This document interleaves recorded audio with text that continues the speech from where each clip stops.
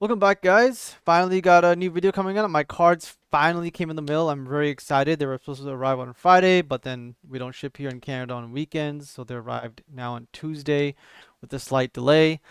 Before we get started, thanks everybody who subbed and liked my videos. If you guys are watching this right now, I want you guys to literally go down, hit the sub button, hit the like button, help me out, get me to 1,000 subscribers, get me to 2,000 subscribers, so I can keep pushing out these content. It makes me, you know, make it makes me want to do this more and upload more videos. I've got more videos coming out. Now that I got the cards, we got I think 3 or 4 different decks coming out for you guys. You guys seen my short? There was a little preview there of those certain archetypes, so go ahead and check that out if you guys are interested in what is coming out. Before we get into it, I want to show you guys, in our Discord over here, we've been doing really, really well with Waltham, his buddy taking his version of the Hathaway G Fred list that I put a video out. Go check that guy. Go check out that video. Um, if you guys are seeing Mafty and stuff show up in your locals and your new type challenges, it's been going, taking over the meta. Um, check out my video. Understand what the deck is. Understand what the cards that go into the deck are, and maybe a little bit of how to play it and so on. Just it's a long form video. Go check it out. Check out the deck list. When I put that out, we won. Velton won the new type challenge. He was going to immediately. In fact, I put the video out. Walton was on the way to the new type challenge and said, "Oh, perfect time for me to, take this deck." And he took the deck, won a new type challenge. Then he won a second one the next day. Then we scroll up here. Donut Wheel won. He's playing red white, so red velvet. Red velvet winning 2 new types already, and then he's trying to get his full playset of freedoms. And then everybody else is doing pretty well here. We got this wing deck that is a Justice Gundam, all that stuff, just doing well as well, getting 4th place, losing the finals.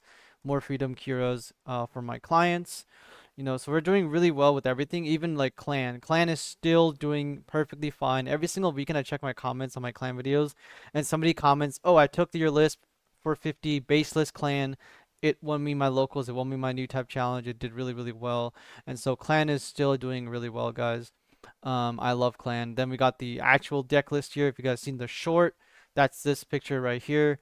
So, that's where we won the freedom essentially. So if you guys like the Mafty list, you guys want to change it up, this is the deck list that Walton took immediately before Mafty kind of blew up completely. Before like basically, yeah, before it was meta, my video came out, deck list 1 NTC, Japan also 1 NTC, and it's been doing really well. It's really fun. Go try that out. Other decks are on their way as well. I got 3 decks coming out. Check out the short that I put up for a sneak peek of what those decks are. But currently we're going to be talking about wing in this video. And if you guys want coaching, reach out to me at Coach SK. Um, it's CoachWing0 on Discord. That's my username. If you guys are in the community server for Gundam, then you guys can just find me at Coach SK. I'm in the chat rooms, or just type my name in. You'll see a bunch of comments from me. So getting into the video here, let me full screen this. Boom, check that out. Yep, full screen.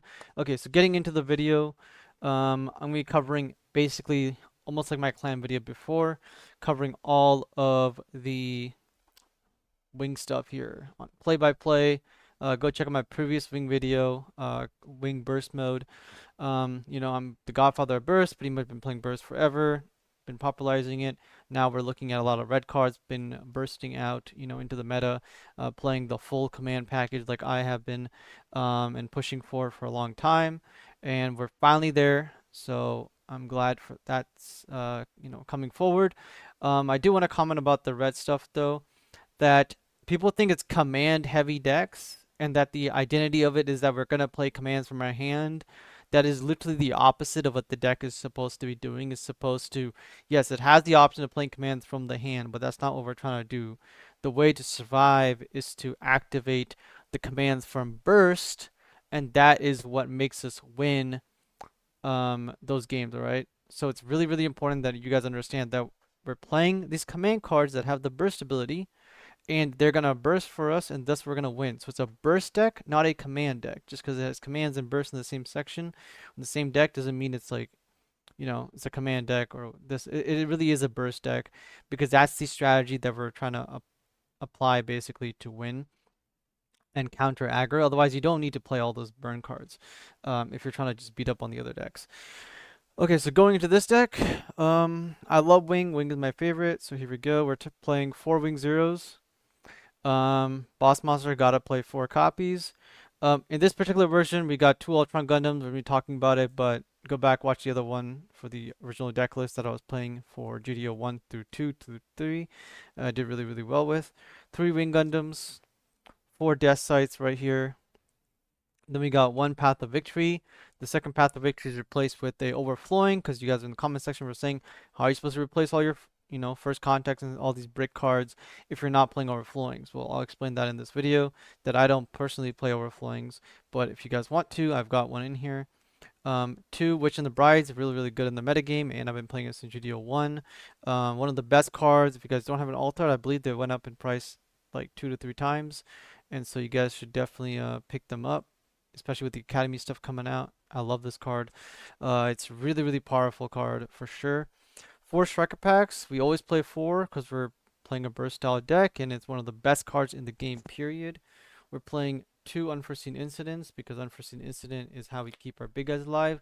And we can. This card is essentially, if you're playing a 6 issue base, you should always be playing Unforeseen Incident because it's a combo piece with the 6 issue base.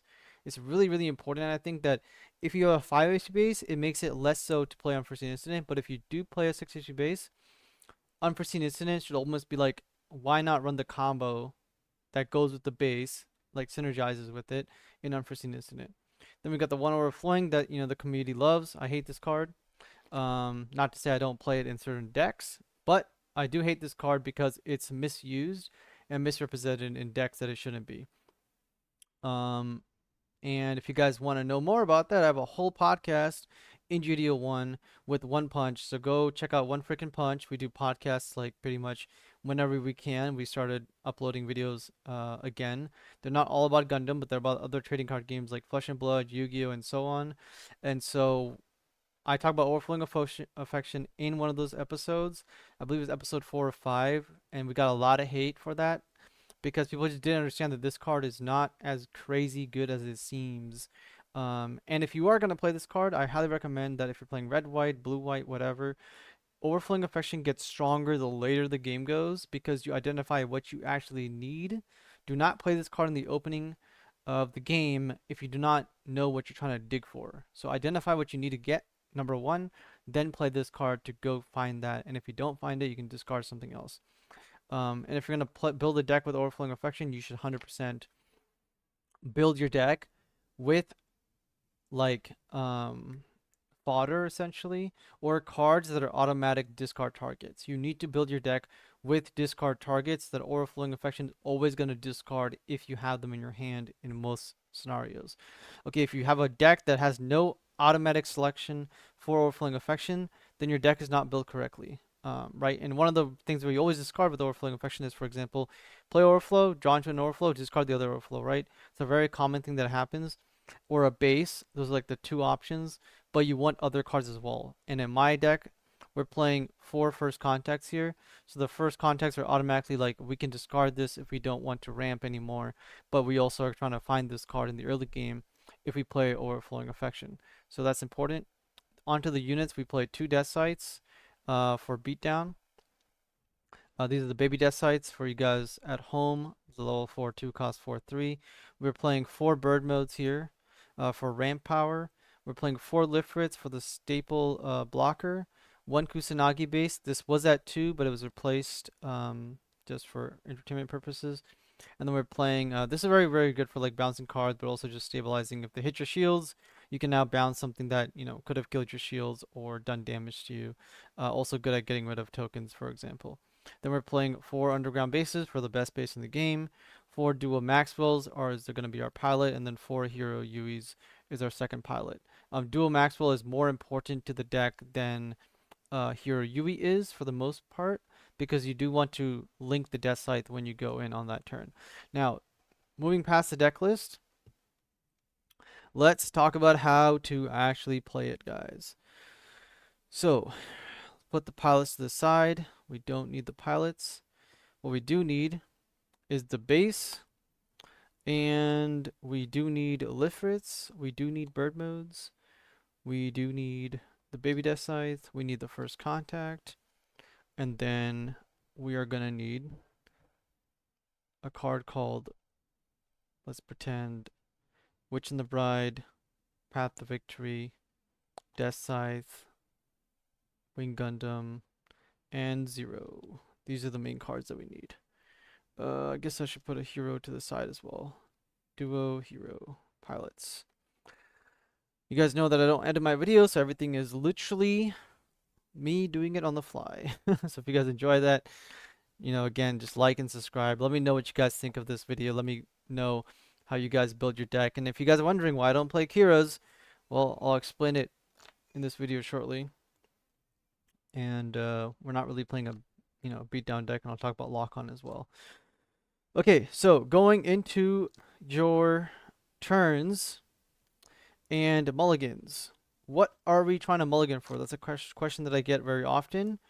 This is the card we are trying to mulligan for. Okay, now if you start your opening hand with any of these cards, you are good. Okay, so your opening hand, you are trying to make it consist of your ramp. Once you have the ramp, it doesn't matter what the rest of the cards are. It literally does not matter. Okay, because you have the ramp. Now, the ramp gets us into Wing Zero, into our Death Sights a lot faster, and all of our big cards, and that is what is important. Ideally, you want to be looking for first contact over the bird mode. Why? Because if you play the first contact early, then you draw into the bird mode later into the game, you can play the bird mode. Okay? But if you draw into the first contact later, you're not trying to ramp later into the game because you already ramped in the beginning of the game. Okay? So now first contact will become a 100% dead card when you're at level 10 or even level 9 because no point to play it, right? So now it's just a bluffing piece for how many cards you have in your hand. This is why first contact is more important for you to mulligan into in the beginning of the game and then draw into the bird mode in the future. And that's kind of it. Now, you do obviously want first contact in your burst as well. But if we're trying to find which one's better, I like first contact better in my hand than the bird mode. For that reason, and then I like having first contact in my shields if I start with the bird mode, basically. Okay, now you ideally want 2 ramps. Why do you want 2 ramps? Well, we start the game on level 1, we go to level 2, can't play anything. We go to level 3, we still cannot play anything because our ramps both cost 3 resources and we'll unramp ourselves if we play them. Then we go to turn 3. Turn 3, play first contact. That gets us 8 resource. Okay, so that gets us a resource. Then the next turn comes around and we're at 1, 2, 3, 4, 5, 6. Then we tap 3 again. We play a bird mode. And now we go up to 7. And on the next turn, we go up to 8. Okay. I should put an EX resource for the bird mode, but you guys get the point. That is why we need 2 resources. And this is why this deck always wants to go second. We will always take second. And the times when you will lose your matches against aggro in particular is because you went first and you were 1 resources short of doing anything. Okay, and that is really, really important. You couldn't play your Lifrith on level 3 with 2 costs because you need to wait till turn 3 to play him, so you couldn't play Lifrith on turn 2. And you couldn't get to level 8 because you're missing that 1 EX resource from the beginning of the game. So double ramp will not get you there. And that is when you want to adjust your strategy of, do you need to ramp? Do you not need to ramp? Are you going to link early? Or are you going to link later? But anyways, that is why you want 2 ramps throughout the game. And this is also why Death Scythe is a important piece. Because if you do only see the first contact, let's say on turn 1, and then we need to ramp, we will play our Death Scythe and we will pair it or link it with the duo or the hero. And that will get us to level 8 immediately after. So that's our second ramp piece. So we're basically playing 12 ramp cards in our deck. Okay, 4 bird modes, 4 Death Scythe, 4 first contacts, 12 ramp cards. Important to remember. Okay, so that's what we're going to mulligan for. Besides that, mulligans do not matter. If you start your opening hand with a bunch of Lifriths, like a base, a Lifrith, and like a duo link, and a Wing Zero, okay, do not keep this hand in this deck.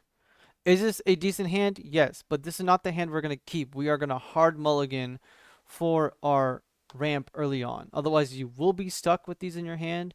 You'll be stuck with bird modes, and you will suffer. Okay. So do not keep this. Do not keep a hand with 3 Lifriths. You need to go mulligan for first contact. That is literally the reason why I win more games than probably anyone else who is playing my deck. It's really, really important. But if you do draw one of those ramp cards, then you will keep the hand that you have, basically. Wing Zero is also really, really good to have in your opening hand because you don't want to go find it. So usually it's these 2 cards are the best cards to have. And then any link, but blocker also works. Ideally, you'd probably be like 1 blocker, 1 first contact, 1 bird mode into, where's bird mode? 1 bird mode and let's say a hero. Well, not a hero actually. We're actually going to go like these. Your opening 6 cards should be these essentially. And you should probably find bird mode off of Path of Victory if you can. That would be ideal. So let's move past that. All this boring stuff. Let's actually get through the turns. So we got our opening hand. We're going to get through the turns. We go turn 1. Let's talk about our turn 1 plays. Our turn 1 plays, we have the option of playing Underground Base or Overflowing Affection. Now, we are never, ever, ever going to play Overflowing Affection or the base. Let me find it for you guys. There we go. These 2 cards. Okay, here is when you play these 2 cards, okay? If your opening hand does not consist of a first contact or a bird mode, guess what you are going to do? Or a Lifrith. Let's pretend we have a Lifrith as well. Okay, these are the 3 main cards. Here's what we're going to decide. If we do not have a Lifrith, okay, or any of these, we can play on turn 1 an Underground Base going second. Why are we going to play an Underground Base going second, turn 1? Because we want to try and draw into the first contact. Or a Lifrith or a bird mode. That is why. So we are digging by using our base. We're going to dig into our shields to try and find one of these cards because they are that important to us to play on curve. Okay, that is when we'll play Underground Base. Same thing with Overflowing Affection. If we go second and we do not see these cards in our hand, we will play Overflowing Affection and try to go search for it. Or a Lifrith. But one of the key pieces to understand is if you already have the Lifrith in your hand, okay, then you have to basically play Overflowing turn 1 and discard something else. The reason I don't run this card is because this card could have been something that was actually more useful to me. And if I discard a card out of my hand, it will tell my opponent what I'm playing. One of the key things of playing this card, this deck, when I'm not playing Overflowing Affection at all, is I need to make sure I'm utilizing every single card fully. They're all going to get played. They're all going to be played at the right time, and I'm not going to get stuck with cards in my hand. If my opponent, for example, I play the base, I draw into first contact. Okay, I'm like, oh, I got first contact. Let's go. At one time, I'm like, oh, I don't want it right now because I have bird mode. But let's say I draw bird mode next turn. Okay, let's say I don't even have a Lifrith yet. On turn 2, I have nothing to play. Doesn't matter. Now, on the next turn, I draw Lifrith. Okay, a lot of people, what they would do on turn 4 is they might drop a Lifrith because they want to block their opponent's attacks. This is something I do not do. Okay, do not play Lifriths and prioritize playing a blocker out just because you get frantic about your opponent trying to aggro you down. What you will do is instead play first contact and say everything else is up to God. Okay, I'm going to play first contact. I'm going to ramp and get this card out of my hand because if it is stuck in my hand, I will lose the game. So I'll ramp first, get it out of my hand, and then on the next turn, when I have like 4 resources, I can play like a bird mode and a hero link. That's ideally what I do on this next turn. Okay, it's usually a bird mode into our hero link, which guess what? If they're attacking our shields, it gives us more chances of hitting either first contacts, striker packs, or pilots. We hit the hero link on turn 4, and then we swing into them, and this also gets us a extra EX resource, which if I can find it here, there it is. Get us extra EX resource. And now we are on our way to wing 0. So let me redo this from the very beginning. Okay, from the very beginning.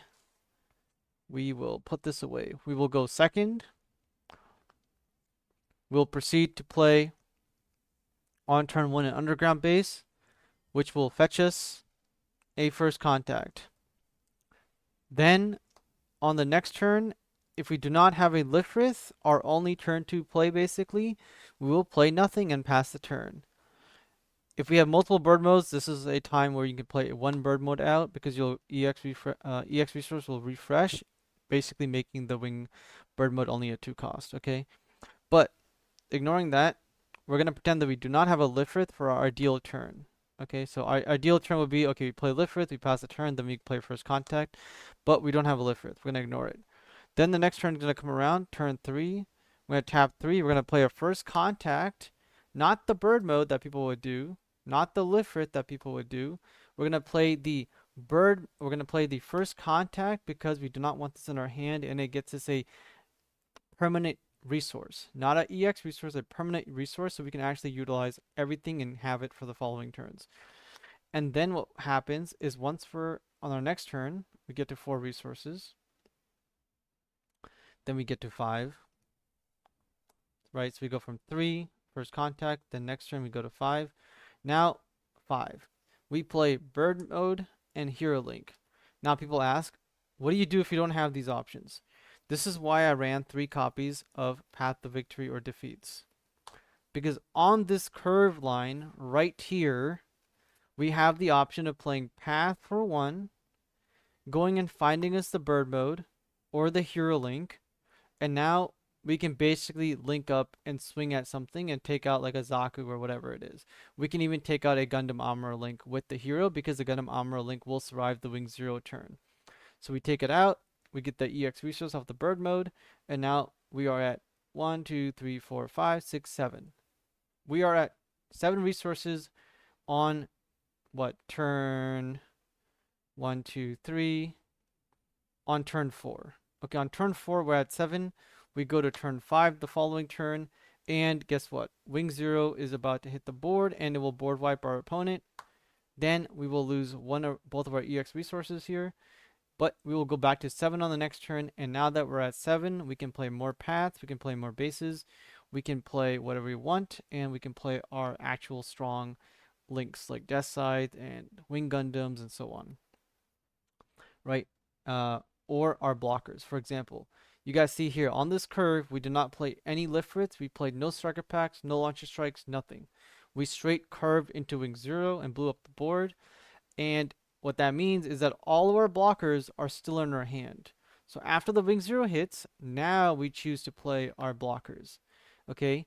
And the ideal situation or end game board state that we want to be in, which I haven't spoken on end game board states too much, but my end game board state for this deck of when I start winning the game and when I think I'm going to be winning the game is going to be a wing 0, a Lifrith, and a base.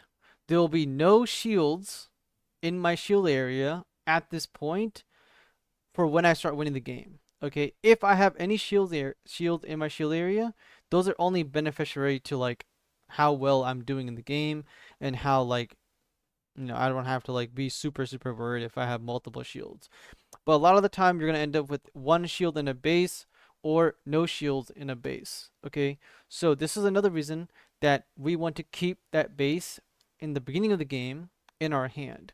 Okay, so if we already have first contact at the beginning of the game and the base in our hand, I will not play the base because the base is a key resource or a key piece of the end game board state that we're trying to create, which is going to be the underground base, a wing 0 followed by a Lifrith, and then we start playing out all of our other cards, like our Death Scythe, our Wing Gundams, and so on. Okay, this is what the deck is trying to do. Now, that is the normal play pattern of the deck. That is what the deck is trying to do, like almost always.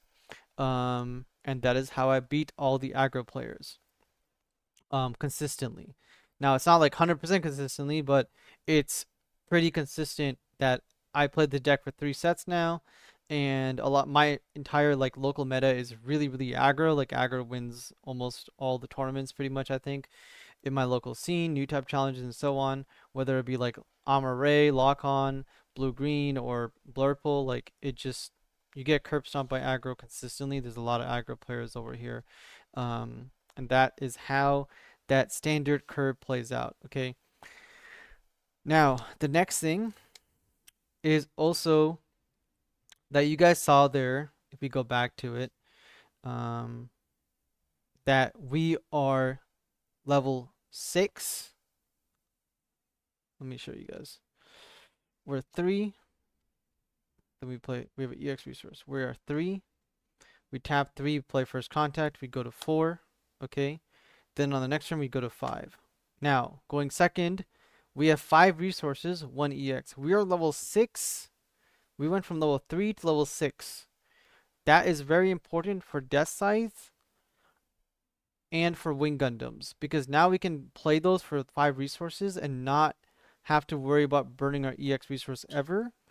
And that is a key element of this deck. Okay, you guys need to understand that the EX resources are very important for always giving us that extra level, because the curve matters. Okay, level matters in this deck. Level 6, level 8, level 7, all those things matter. Level 3 on Lifrith as well. And we get to use our normal our normal resources rather than burning our EX. So we pretty much never burn our EX. We never lose that advantage of going second. We curve out, everything's perfect. If we are going first, this is where things start to get a little bit different. Okay, if we go first, obviously level 3 we ramp, we go to 4. Then our turn starts, we go to 5. Now what do we do on turn 5? This is when you need to basically, you don't have to ramp on this turn. Okay, you can basically wait. This is a turn that you can play 4, and you can play double blockers. If I'm doing this right off the top of my head, we can play 2 blockers. For example, we can play 1 for getting a Path of Victory, and the Path of Victory, for example, gets us into our Wing 0. Okay, then we go to our next turn, turn 6. And turn 6, what happens is now we can either play another ramp or we go Death Scythe, and then we can get into our turn 8, which is going to be Wing 0. Now, if our opponent knows that we might ramp, or the Death Scythe's coming, then the Wing 0 is coming, and so on, they might slow down their pace. So let's say we play the Death Scythe link. Where's Hero at? Whatever. Let's say we pair it. We're going to, he's right here. We link up Death Scythe. We are going straight into Wing 0 on the following turn, right? Our opponent's going to slow down, not play out their aggro cards, knowing that we have Wing 0. And this is when our blockers that we played earlier, maybe some of them are alive, we will still have them around. And now we can proceed to not play the Wing 0, kill our own blockers. We can instead start playing Wing Gundam or Bird Modes or the Baby Death Scythes and start swinging at them. Now, when we're at this point, I'm now going to talk about not the First Strike Death Scythe, but the Wing Gundam. Why am I only running 3 Wing Gundams? Because it's not playing into our, like, the theme of the deck. The theme of the deck is to ramp to Wing 0 and then defeat our opponent if they're playing a an aggro strategy with weenies, or if they have like level 5 and lower cards like ailestrike even. Okay, so that is where Wing Gundam comes in into the aggro matchups. When we get into this board state going first, or into the late game after Wing 0 drops and our opponent wants to go wide on us, Wing Gundam just says no. You are not going to go wide. We're going to pick up any of your units that are on the board basically. So we can kill 3 GMs with Wing Gundam, right?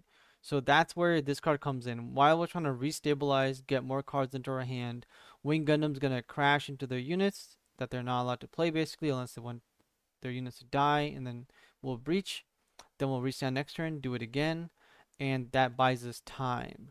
If they go wide and we do not have Wing Gundam, we will basically lose because we don't have additional zeros, or they have something that has like 4 or 5 HP, and all of a sudden Wing Gundam cannot sorry, Wing Zero cannot deal with it. So Wing Gundam is the answer of that, unless you play cards like Bridge Crew or something, which Bridge Crew is also pretty useful, or like Maganax and cards like that, or the Big Death Scythe. So that's where Wing Gundam is really, really key. If you're playing into the aggro matchup, be aware that you want to keep the Wing Gundam in your hand. Okay, it's pretty important that you want to play Path to Victory, search for the Wing Gundam in the aggro matchup, and don't discard this card with overflowing or something like that, because this is gonna be the reason you win against the aggro matchup after the Wing Zero clears everything out, maybe after the second Wing Zero hits, or it will at least buy you time to go and get the second Wing Zero after drawing for like 2-3 turns. Okie dokie. That is like most of the important stuff here. Now let's talk about some of the other things that I can think about. How to use blockers. This is a thing that I teach, and a lot of people get wrong when they're playing blue-white blockers or blockers in general. In this deck in particular, it is really important. Okay, so we're going to go back to the level to give you guys a visual representation of how it looks like. So we go to level, we go second, we get to level 3, okay? We play Lifrith. Yay! Our opponent plays something and he proceeds to hit our into our shields. Are we gonna block the shields? No, we're not gonna attack. We're not gonna block their attacks. This Lifrith is important, and we want them to hit our shields because they will hit cards like Kusanagi base. They will hit cards like First Contact. They will hit cards like Unforeseen Incident and Striker Pack. This is a burst style deck, and we're playing burst. And if you're playing a red white deck, any burst style deck you guys are playing, okay? Any deck you at all, take the hits first. We have a limited amount of blockers in the deck. We only run 8 blockers with 4 striker packs, 4 Lifriths. That is it. If you want to include more blockers, you 100% can. Launcher Strike is a great option. Zolward is also a very, very valid option. If you are trying to go first and so on, it can be very useful in those scenarios. But we only play 8 blockers. These are the 8 most important blockers. We do not need to throw our blockers out there, and we do not need to block with them in the early game thinking that it's going to, oh, we need to stay alive, get to 8. No, no, no. Let them hit your shields and see what happens. All right, let them deplete your shields.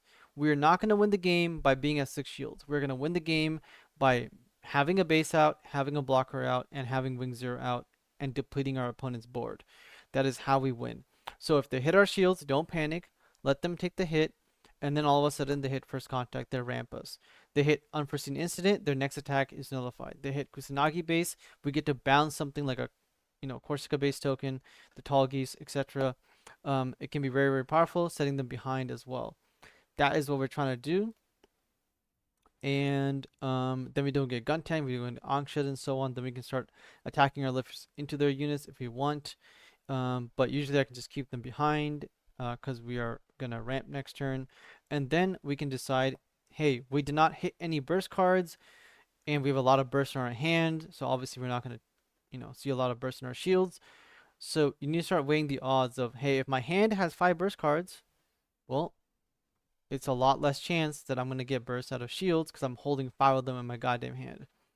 But on the other hand, if I have no burst cards in my shield and I did not mulligan, that means the next, 5 cards or 6 cards in my deck would probably consist of a lot of burst cards. Right? If the deck is like 50-50 of burst and not burst, if you draw 5 cards that are non-burst, there's a high likelihood if I flip 5 like coins 5 times, 10 times, sorry, we're gonna get 5 heads. The other 5, there's got to be a lot of tails in them. Okay, that's just how it works out. So you have to like base your strategy of taking hits or not taking hits, mulligan, not mulliganing off of this, and what's going to pop up out of your shield, what's going to pop up out of your deck, and play the odds a little bit to make the most out of this deck in particular. And that is important. And then you can still unforeseen and negate their attacks and so on.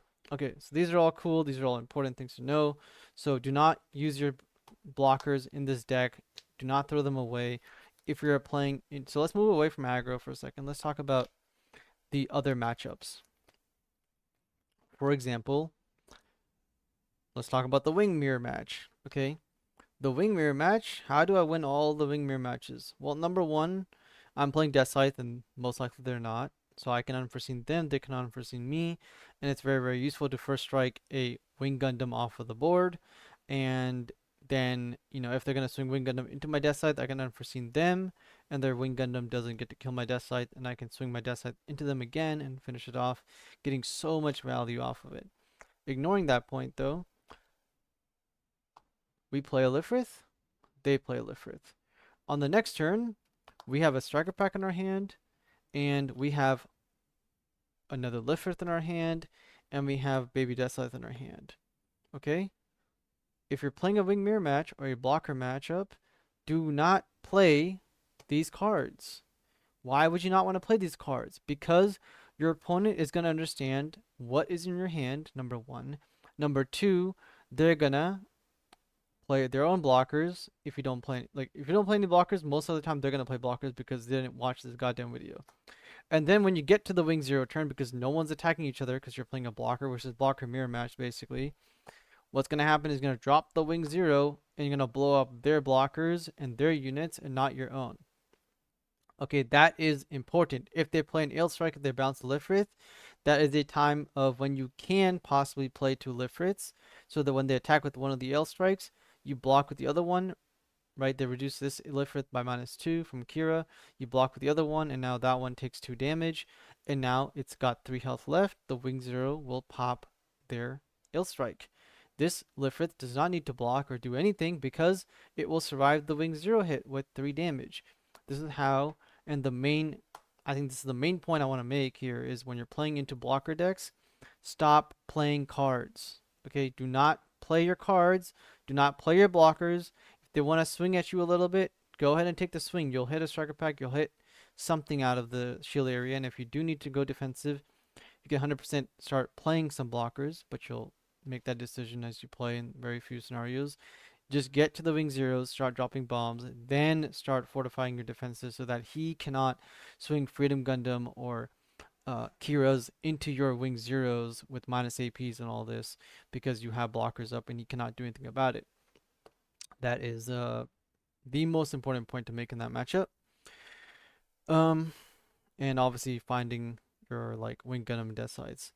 Okay, don't need to talk about that much anymore. Let's talk about the next one, which is going to be Unforeseen Incident and a little card that I love playing called Witch and the Bride. Okay, why are we playing these two cards? Besides the obvious, oh, these two have burst abilities, and what Unforeseen Incident is really, really good in general, especially into big beaters and stuff, and then can protect your HP, combos with a 6 HP base. Witch and the Bride, why is Witch and the Bride really, really powerful? Well, it's underrated. It's been underrated since GD01. People it kind of crept up, then it fell down, then it's completely gone in the metagame right now. This card counters the blue-red matchups, okay? If they're playing Banshee mode, they go ahead and play Banshee mode. They declare an attack into you. On attack, they must put 12 cards that are in their trash into their deck if they have it. They go ahead and do that. They reset Banshee mode. You go action, right? You go no blockers, action. I'm going to bounce Banshee mode to your hand. They're tapped out. Banshee mode's back in their hand, and their trash is gone into their deck. Guess what? Banshee mode is no longer concerned because they can no longer gain first strike. They can no longer do the double strike, okay? So you basically shut down their entire win condition, and this one card does it. If you play against Bandager Links when they're trying to do the Bandager combo, Witch and the Bride, you bounce the first Bandager Link, and all of a sudden their combo doesn't exist anymore. They just wasted their time. They cannot go, oh, so pop the unicorn, play the bigger unicorn, link again, swing, right? So this stops all of that. If you're playing an ailestrike, this also stops ailestrike as well, and then obviously Corsica tokens. This can burst, bounce something. A lot of time when I play the mirror match, Witch and the Bride is what I use to get around blockers. They have a blocker set up in the mirror match to protect their Death Scythe, to protect their Wing Gundams, right? But they leave an ailestrike up. They leave a Lifrith up. All of a sudden I go, Witch and the Bride, bounce the ailestrike, and now your other guy is open for me to kill, right? My Wing Gundam attack into Lifrith, pop it, Death Scythe Link, kill your your death size, for example. And now they're like, oh my god, who plays this card, right? So this is a key piece of what wins me games a lot. And it can also bounce like Gundam Amuro. If he decides to go Gundam Amuro, swing into shield, and then he's gonna go, okay, Gundam Amuro, swing into your Lifrith. You're gonna go, okay, Witch in the Bride. You're not gonna get to kill my Lifrith this turn. Amuro's back in your hand. You can play him again next turn. But while we're getting to that point, my Lifrith's gonna go kill one of your blockers, one of your units, and I'm gonna maybe link something else and kill another unit, and now you're kind of like destabilized. If they go Gundam Amuro, try to kill your 6 HP base, Wish on the Bride, bounce it back to their hand, and now they're sitting there. They can go after your tapped Lifrith, but they're not going to because they lost their AP. I've also won games using this in like blue white because um, they'll use their Gundam as an AP boost, so they'll swing their small unit into like, I don't know, one of your units to finish it off. You'll Witch in the Bride their Gundam Amuro. They lose the AP boost that the like Rizal had. All of a sudden, it can no longer kill your unit, and they just suicide a unit. They don't have Amuro Gundam. They gotta replay it if they want to, and it can mess up the math essentially. So it's really really useful for that, and it does a lot of work. So yeah, it's really nice. People get caught off guard by it because it's a bounce and it's in the action step. But most importantly, it's also a burst card. If you guys are wondering how to make the O more powerful, start playing Witch in the Bride in it. If you want to make the O deck more defensive into aggro, start playing Witch in the Bride in it because it will basically be a better Kusanagi from Shields. Okay, that is how we beat the blue-red matchup. What other matchups are there? Aggro, mirror match, blue, blocker matchup, the O matchup. The most important thing against the O is obviously, Death Side Dual Link. Fantastic. We're still ramping. Now, there's a few big things against the O matchup. When you play the 0 out, you need to have the hero on him. Okay? You need to have the hero on him. You gotta play the hero. Why? Because it becomes an 8-9. Once it is an 8-9 and you swing with it, they can swing the unicorn into you, but the unicorn is only an 8-8 with Banisher, right? So it will not one-shot the wing 0. If they go Banisher swing with Gundam Amuro on the board, you can bounce the Gundam Amuro, and now his Banisher link goes to an 8-8, and it dies to a wing 0. We literally just killed their card for free, and now they have to suicide something else into the wing 0, which could be an O or a blocker or whatever, and we gain value, which is really, really good. Otherwise, if we do not link the hero into the wing 0, well, wing 0 is going to get killed over and over again. And we're only really scared of the O matchup with Unicorn, because the Unicorn is what taps our 0. Without the Unicorn, they don't have a big 8-8 body. Everything's like a 7-7. You can pretty much deal with a lot of it perfectly fine because it's mostly just a Kira package and Kira and like Amuro and stuff, and we deal with that already as normal. Um, Number 2, you definitely want to kill their blockers. Number 3, you can obviously Wish in the Bride the Masala back to their hand, or you Wish in the Bride, bounce the Masala back to their hand on their O turn. So now they gotta either play the Masala back, because if they play the O, there's nothing to give repair to. There's nothing to swing with repair for the Masala ability to actually come up effectively, and you basically get to stick around.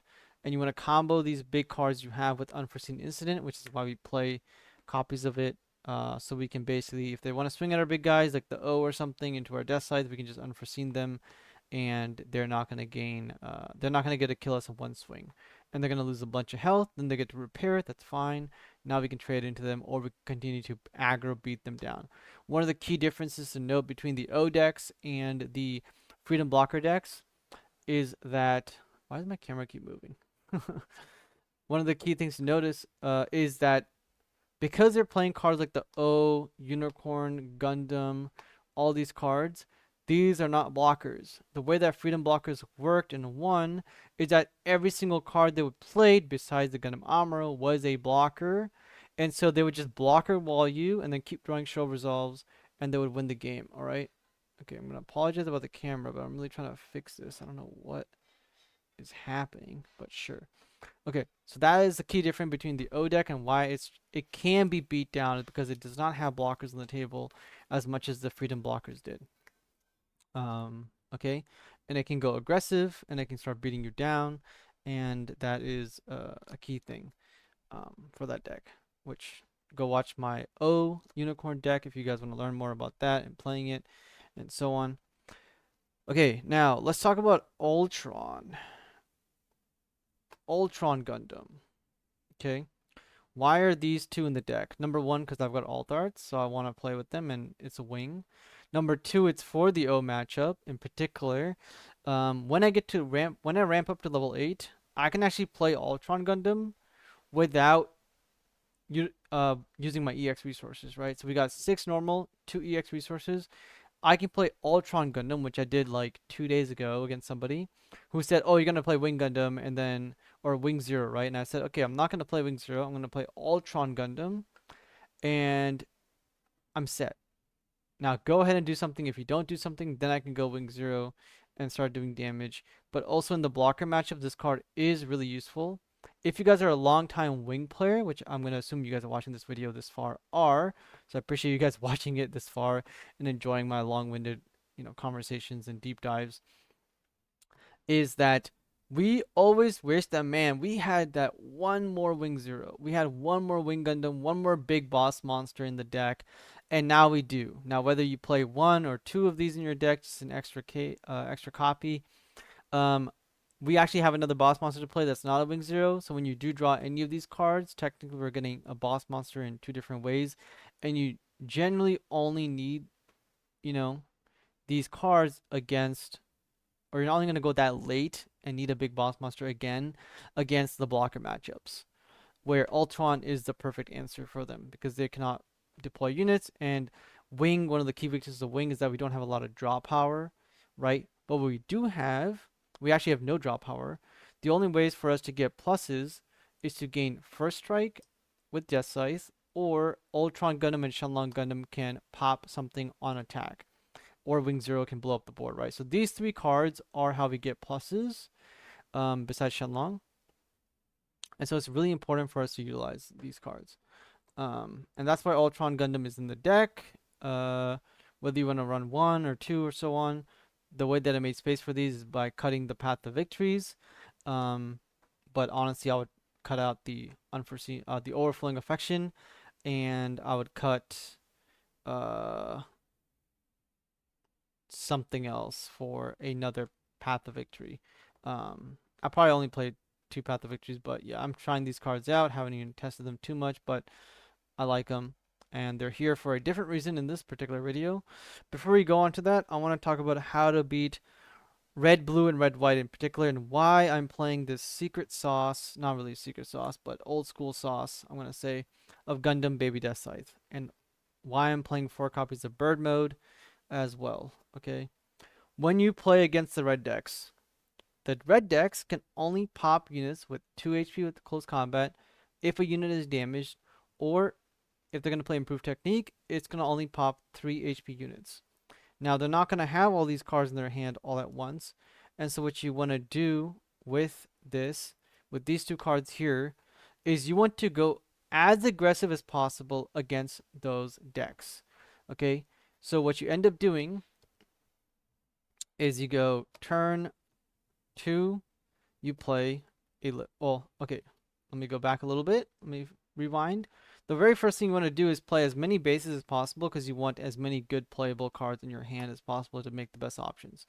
This is our standard play line into any blocker matchup, any blue-white matchup, um, any red-white matchup, and so on. And the reason why I forgot about this is because I mentioned it in a comment in the previous video, that you want to play the bases as fast as possible when you know you're playing into a slow matchup, because you're going to play the ramp cards from your hand. You're not going to take any shield damage. You want to be accelerating as fast as possible and want to kill them immediately and have the best options at hand every single turn. So you get rid of these bases, you play them out immediately in the defensive matchups, okay, instead of the aggro matchups. Then you will play your Lifrith. Cool, we play Lifrith. Then we will play our Death Scythe. And once we play Death Scythe, we are going to Link it with Duo. This is, of course, a really good option against aggro as well because they don't expect it and then you start beating their units down. So Duo, right? But against the red matchups, you play Lifrit, they can't kill it with anything. You play Death Sight, they still can't kill this thing with anything. Now you can take out their shields and you take out their base and then a shield. They cannot burn you for anything. Okay, they only have 3 resources, so close combat doesn't work.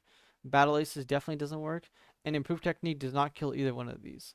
Now they're on the back foot because they left their resources open. They have nothing to do. Now they're going to turn 4. They're going to turn 4. They think to themselves, okay, I can close combat Battle Aces this guy, or I can do something like double close combat. So, they're going to do something, Improved Technique, so on. Maybe they'll play all range and then kill the Lifrith or whatever they want to do. But basically, they can't do anything, is my point.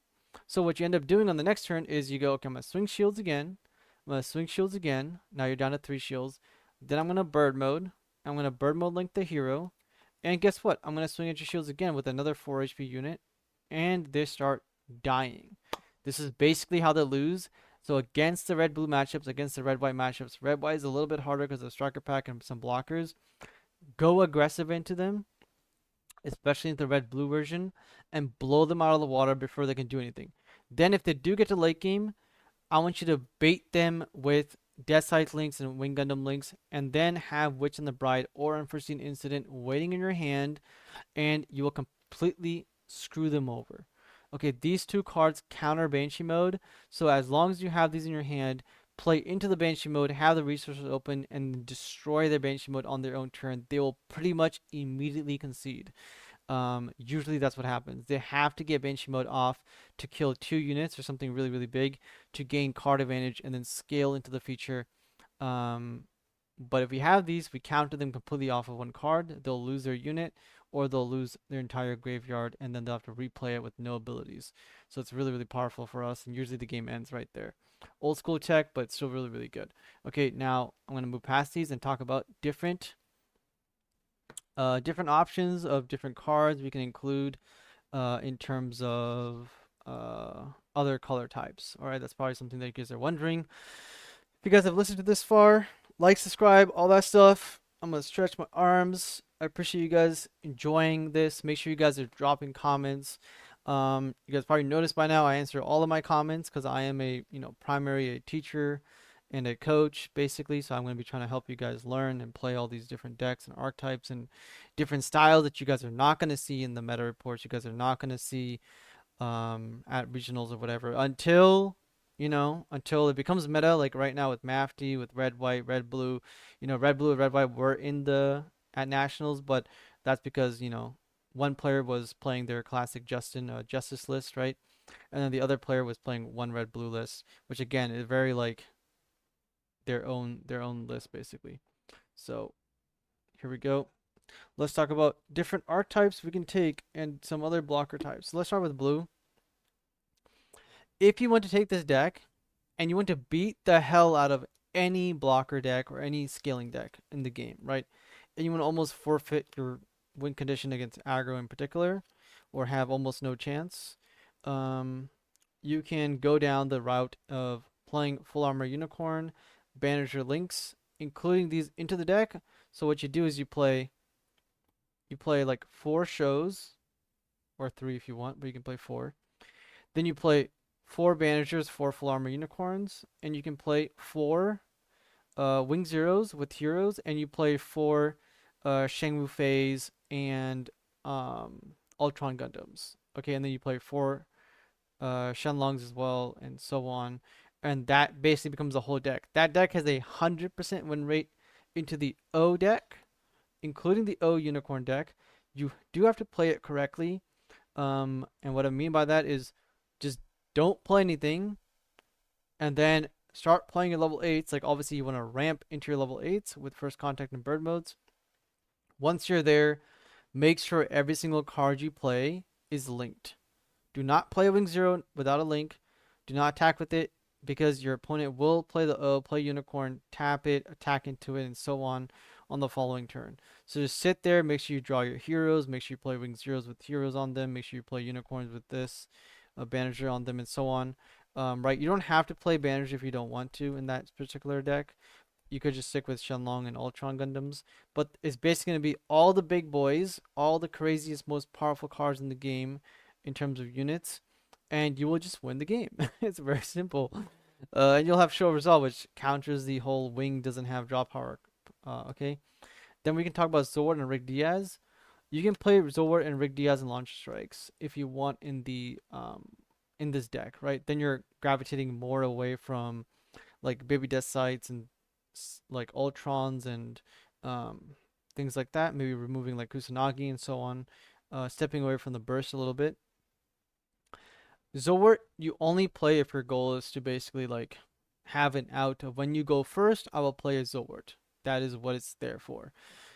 If you're not gonna go first ever, which I'm never gonna go, and if your opponents are not gonna let you go first because they want to go first in the current meta, whatever, they're like, oh, I want to go first all the time, then just play Zord or play Rick Diaz. Sorry, Rick Diaz is the better blocker for overall, obviously being higher cost and so on. But the reason I don't play Rick Diaz and I don't play Zord is because they both die to Wing Zero.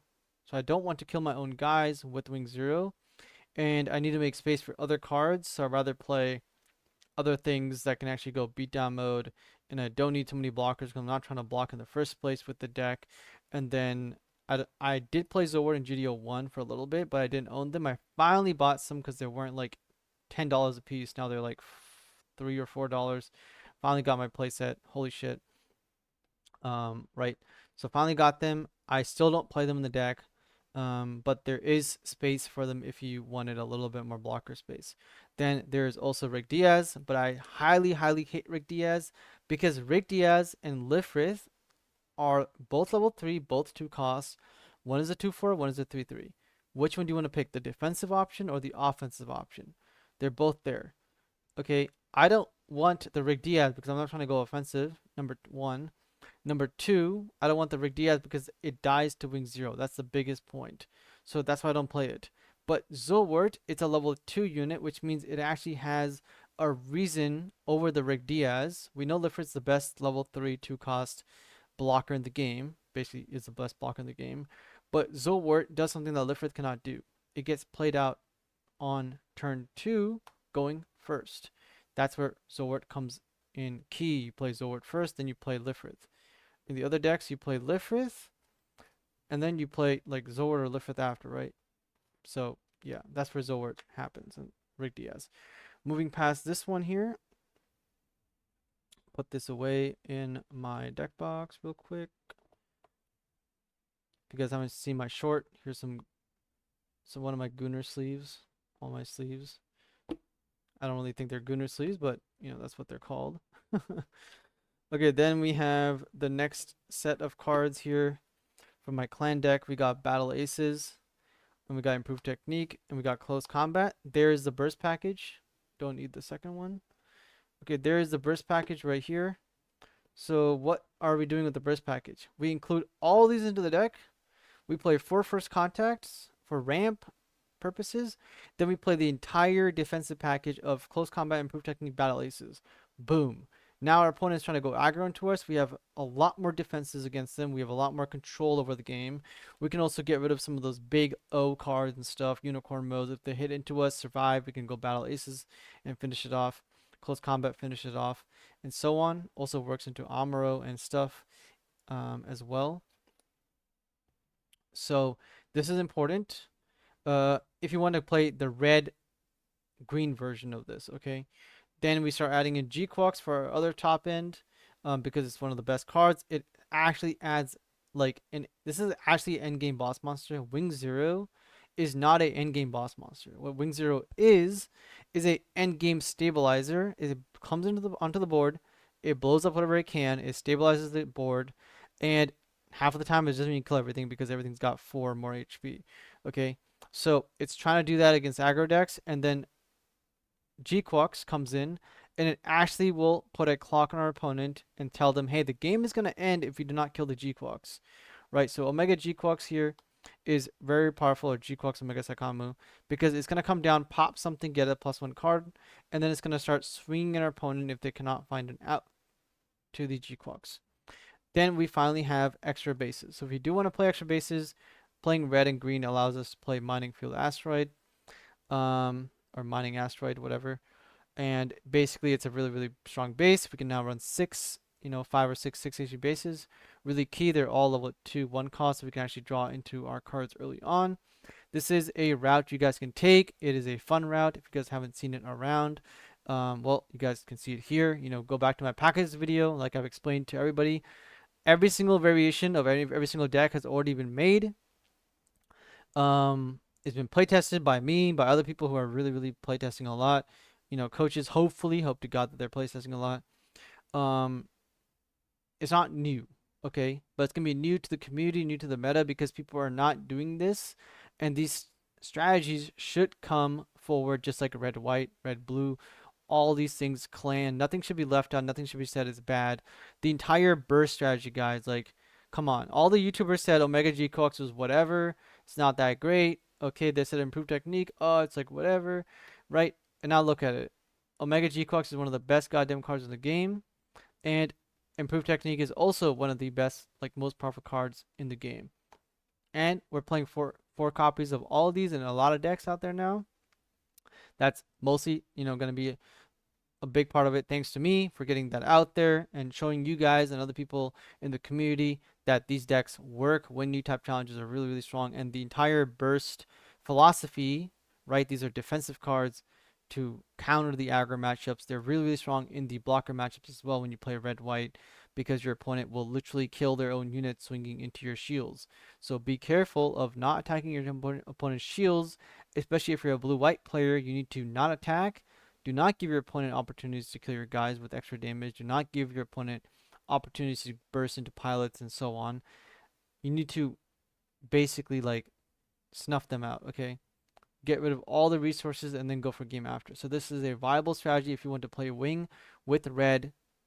Perfect option right here. There's other cards as well, but this is where I would go. Okay, moving past these cards now. Let's go to my... Nope, that's Digimon. That is pretty much it.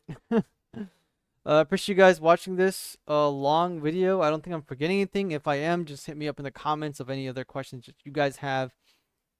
Um, and I'll get back to them whenever. Right, pretty much immediately. If I'm not asleep, I'm answering your questions. If you guys want coaching, please do reach out. I do not have a 9 to 5 job. This is my full-time job. I do not just coach Gundam. I literally coach multiple games. I'm a full-time coach, guys. So if you guys want to get better at card games, want to learn the fundamentals, whether you're new, whether you're an old trading card game player from Yu-Gi-Oh, Magic the Gathering, whatever it is, right? I have clients who go to YCSs. I have clients who've done top at regionals. I have a client who's friends with the top 4 player from nationals for Gundam, playing red white. Justin, I believe. So like he's getting coaching from me. There's things that he's learned that even other people don't even know about in the community. I'm teaching things that I've learned since I was 6 years old. I believe when I first got into Yu-Gi-Oh, this playmat was 2008 when I was like, I don't know, 10, 12, 11 or something when I got this.